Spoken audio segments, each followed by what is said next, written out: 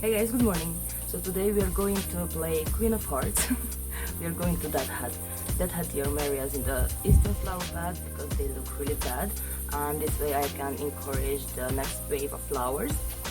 The whole idea of the eastern flower bed was to have 3 rows of different colors, and the first one, dark purple color of the beautiful Horticultures. Next one, the white Armerias, and the top one is the miniature roses, and those ones are pink. So